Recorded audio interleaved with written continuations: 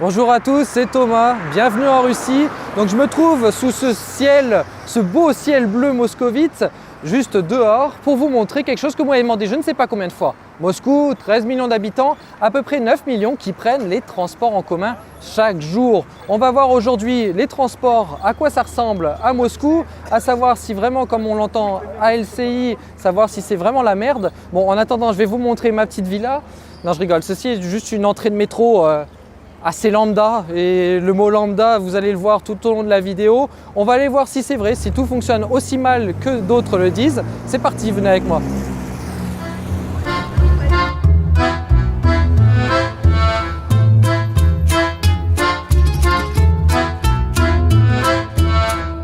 Alors maintenant qu'on est arrivé dans le métro, il va vous falloir votre petite carte. Donc ça s'appelle une troïka, ça ressemble tout simplement à ça.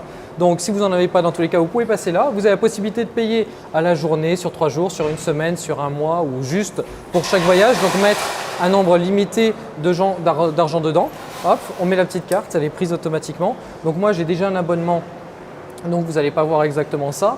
Mais dans tous les cas, vous pouvez mettre de l'argent dedans. Donc juste en cliquant sur un bouton. Et là, donc soit vous mettez votre cash si vous avez du cash, soit vous payez par carte bancaire tout simplement en indiquant le montant que vous avez envie. Et donc après vous payez avec votre carte et l'argent sera crédité dedans ou le nombre de jours ou de semaines ou de mois que vous avez mis et tout est dedans. Donc maintenant, on va aller faire un tour réellement au métro, le cœur du sujet. Donc maintenant, il faut juste passer au portique qui est quand même vachement simple. Vous prenez votre carte. Il n'y a rien de compliqué, franchement rien de compliqué. Vous passez, bon il y a le caméraman qui va devoir passer aussi, mais du coup voilà.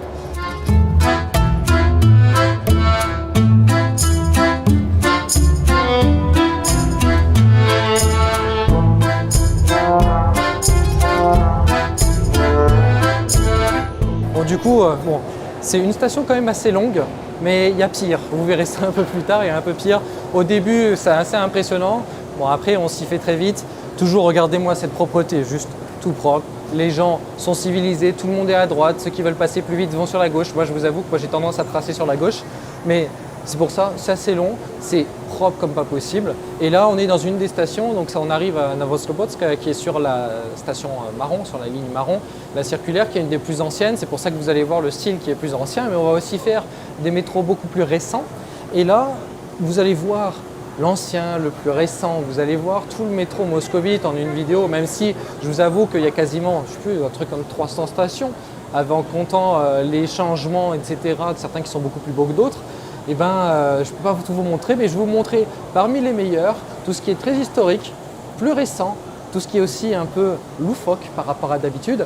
Et après, vous allez vous faire vous-même vos petites comparaisons avec vos métros que vous pouvez avoir par exemple à Paris ou quoi que ce soit. Même si moi qui ai déjà pris le métro parisien, je peux vous dire déjà ma préférence, extrêmement bien desservi. Forcément, il y a des heures de pointe ici, en particulier quand ils sortent du boulot. Mais tout est toujours bien clair. Les métros arrivent mais vraiment très rapidement, c'est rare qu'en heure de pointe, ça dépasse 2 minutes d'attente. Donc vous comprenez pourquoi on appelle le métro de Moscou l'un des meilleurs au monde, tout simplement. Et là, on va quasiment arriver à la fin. Vous avez pu voir sûrement passer à côté de moi des personnes qui descendent. Donc je ne pensais pas tenir, pour être honnête, une vidéo d'introduction sur le métro moscovite le long de celle-là. Ce n'est pas la plus longue, il y en a une qui est vraiment plus longue, j'ai perdu le nom de la station. Mais si vous attendez pendant vachement longtemps. Alors regardez-moi ce côté magnifique. Bon, regardez-moi ça, c'est quand même assez incroyable. Regardez, c'est franchement incroyable. Les stations, il y en a quelques-unes, mais c'est incroyable. Franchement, il y en a même qui font des excursions dans le musée. C'est pour vous dire, un musée, j'ai dit musée, vous voyez, je me suis trompé. Il y en a qui font des excursions dans le métro parce que c'est un véritable musée.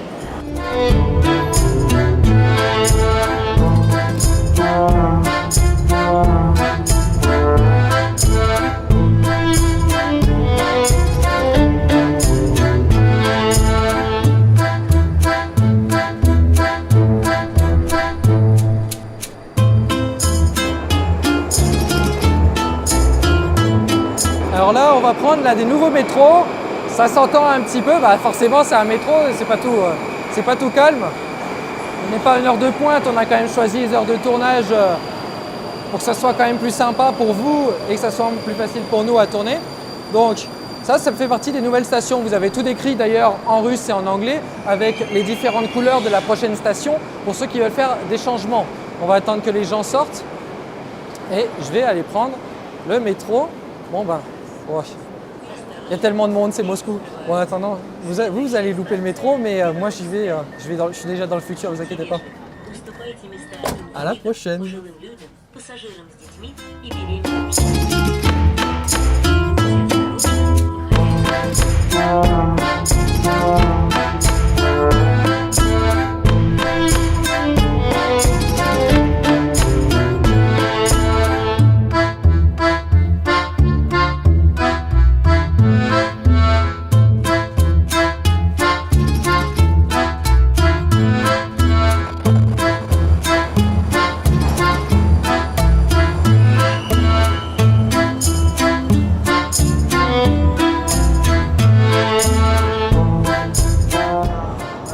Donc nous sommes arrivés à la station Belaruskaya, donc ce qui signifie tout simplement Biélorussie. L'URSS mettait en avant toutes les ex-républiques socialistes, donc que ce soit Biélorussie, Ukraine, Russie ou d'autres. Là en l'occurrence on est dans une des stations, une immense statue a été mise en l'honneur du coup de la Biélorussie. Vous allez voir qu'on va en faire d'autres et bon c'est quand même assez incroyable, vous imaginez, mais ça c'est le truc qui m'a fait rire la première fois, c'est que on peut venir en tant que touriste dans le métro, vraiment c'est un truc impensable, je sais pas, quand je suis arrivé, vraiment c'est passé du tiers-monde à la civilisation. Et ça, bon évidemment, on a tendance à dire l'inverse. Mais voilà, vous pouvez voir des choses comme ça. Et en fait, pendant votre trajet métro, boulot, dodo de la journée, vous pouvez voir des choses. Vous pouvez voir des petites sculptures toutes bêtes. Vous imaginez juste les arcs là dans le coin, juste la lumière, juste ça. Ça c'est un truc, c'est rien. Mais en réalité, bah, du coup, ça fait quand même plaisir chaque jour, évidemment.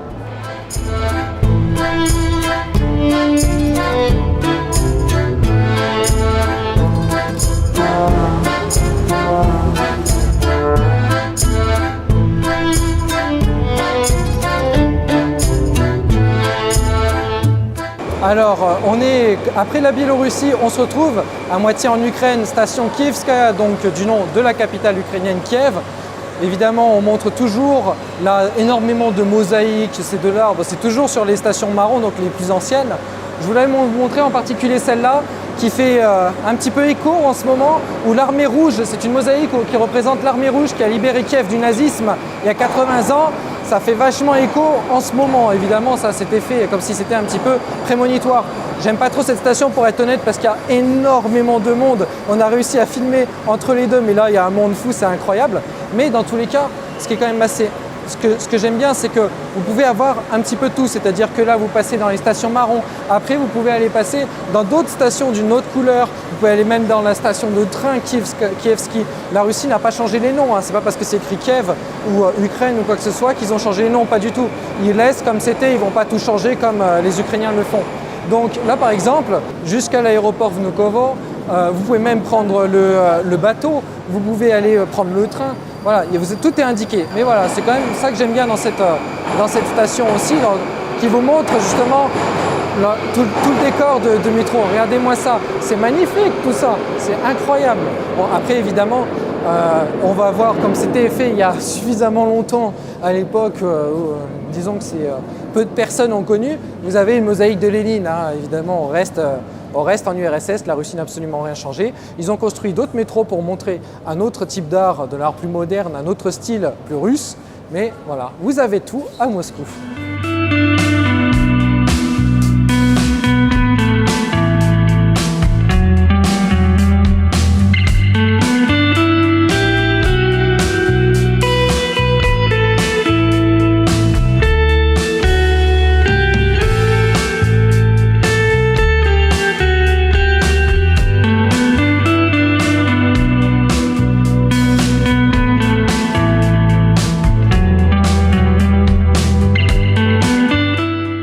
Alors bon, je voulais vous montrer une autre station de métro. Au final, on a dû faire un changement et passer sur la ligne bleue. Donc comme vous avez pu le voir, vous avez des fresques magnifiques. Et ce qui est drôle, c'est qu'il y a une tonne de touristes chinois. De toute façon, ils sont partout. En même temps, franchement, vu la beauté du métro, c'est quand même assez incroyable. Regardez-moi ça, c'est magnifique. Et puis, bon, nous aussi, on va faire les touristes, hein.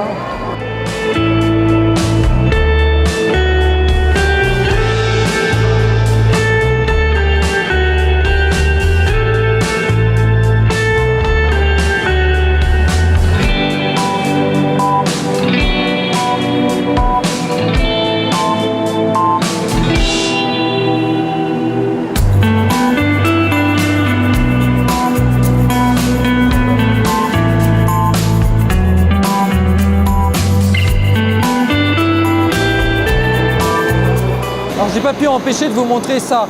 J'ai fait quasiment 1 heure pour venir jusqu'ici pour vous montrer cette station, qui n'est pas une station pour moi, mais une bibliothèque du métro russe. En fait, tout du long, là, vous avez plein de barres comme ceci, plein de piliers, avec des casiers à l'intérieur. Au total, ça fait des centaines de livres. Et ben, en fait, ces casiers, comme je viens de le dire, sont des livres. Bon, ils ne sont pas en format physique, ils sont en format électronique. C'est-à-dire que vous en avez vraiment absolument partout, dans d'ailleurs une station assez récente par ailleurs. Bon, en tous les cas, je voulais vraiment vous montrer ça, c'est qu'en plus ici, vous n'avez pas que de la littérature russe, mais aussi vous avez de la littérature étrangère. Shakespeare, si vous voulez regarder, lire Roméo et Juliette en russe, Hamlet en russe, ou des auteurs russes, vous avez par exemple Yesenin et d'autres qui sont là-bas. Là aussi, on va prendre des exemples au pif. Dostoïevski, bon ça vous devez connaître Dostoïevski forcément.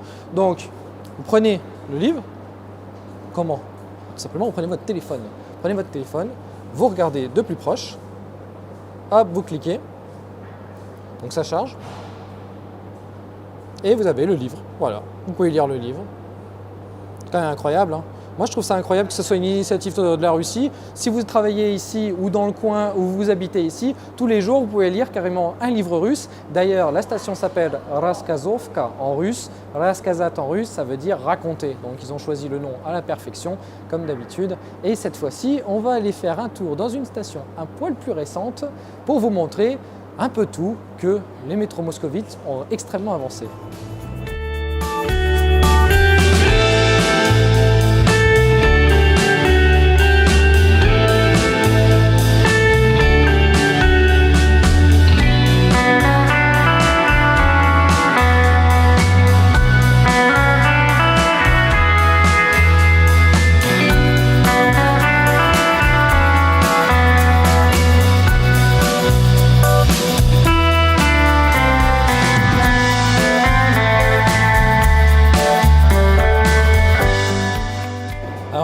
Vous voyez sûrement des grands escalators assez longs, vous vous dites où est Thomas, bon, comme le jeu cherchez Charlie, où est Charlie, voilà, ça va être où est Thomas. Donc dans ce cas, c'est pour vous montrer que là par exemple je suis à la station Volantsovska, qui est une station assez grosse, très récente, et voilà, je vais faire mon moscovite, je vais passer sur la gauche, je vais descendre les escaliers pour vous rejoindre parce que vous m'avez manqué, il faut bien que je vienne vous faire coucou. Alors bon, c'est une des nouvelles stations qui a été ouverte il y a très peu de temps. Alors, c'est des stations de la nouvelle circulaire, donc la circulaire bleu ciel, qui a été ouverte il y a très peu de temps, il y a un peu plus d'1 an. Je vous rappelle, 21 000 sanctions, ils ont ouvert la ligne de métro la plus longue du monde. Regardez-moi ces plafonds, regardez-moi, c'est sympa. C'est pour ça que je voulais absolument vous la montrer. Je voulais vous montrer l'ancien, donc le stalinien, on va dire ça comme ça, le soviétique, et là je vous montre le russe. Donc vraiment tout nouveau. 300 stations de métro au total. Bon, Moscou, il y a un sacré budget en termes de métro et ça, c'est quand même assez incroyable et c'est très agréable au quotidien. Surtout cette nouvelle station qui permet de gagner énormément de temps, qui permet de fluidifier tout et franchement, c'est assez incroyable.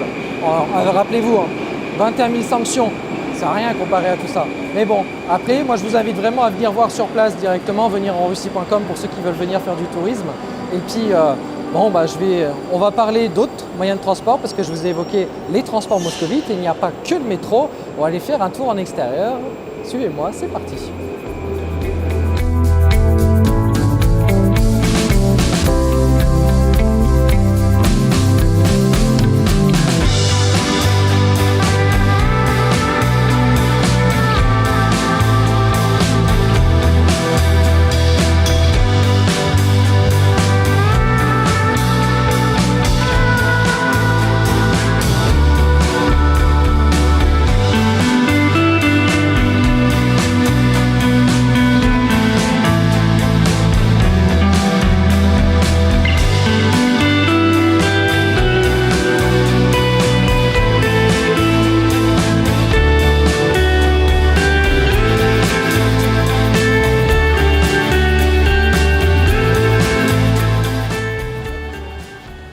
Donc je vous ai ramené à Paveletskaya Plaza, donc on est au centre-ville. Pourquoi? Parce qu'ici c'est un centre névralgique, c'est-à-dire qu'ici je peux tout vous montrer littéralement.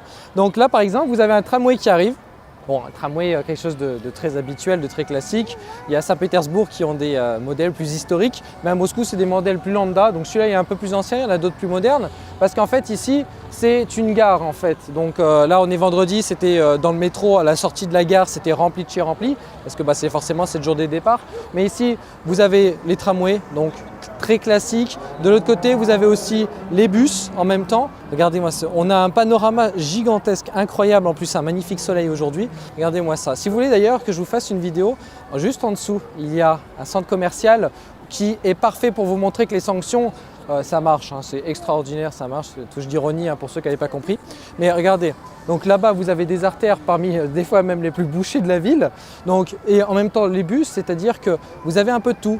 La ville est totalement intelligente, c'est-à-dire que par exemple là vous ne le voyez pas, mais derrière il y a un bus qui emprunte les voies de tram quand c'est utile pour gagner du temps, etc. Les transports en commun sont vraiment utilisés de façon la plus efficace possible dans la ville, et ça c'est vraiment agréable. C'est-à-dire que quand il y a des personnes qui me demandent bon, je voudrais emmener ma voiture en Russie, j'avoue quand vous venez à Moscou, moi surtout je ne le recommande pas parce que Moscou, bon, ça reste embouteillé, c'est une des villes les plus embouteillées d'ailleurs de Russie, mais vous avez tout. Si vous avez besoin de voiture, il y a les taxis qui sont vraiment pas très chers en plus de ça. Donc si vous voulez que j'en fasse des vidéos, n'hésitez pas. Si vous voulez que je vous montre en même temps ce que j'appelle les bateaux-bus, c'est-à-dire les tout nouveaux modèles de bateaux qui font des trajets comme des bus en fait, littéralement, n'hésitez pas, soit aussi les tramways, les bus, un peu tout, n'hésitez pas à me dire ce que vous voulez voir. En tout cas, je vous remercie pour cette vidéo, moi que j'ai adoré tourner, bon, même si ça fait à peu près 4 heures que j'étais dans les souterrains, je vous avoue que je suis content de voir la lumière du jour, mais on se dit à la prochaine dans une prochaine vidéo.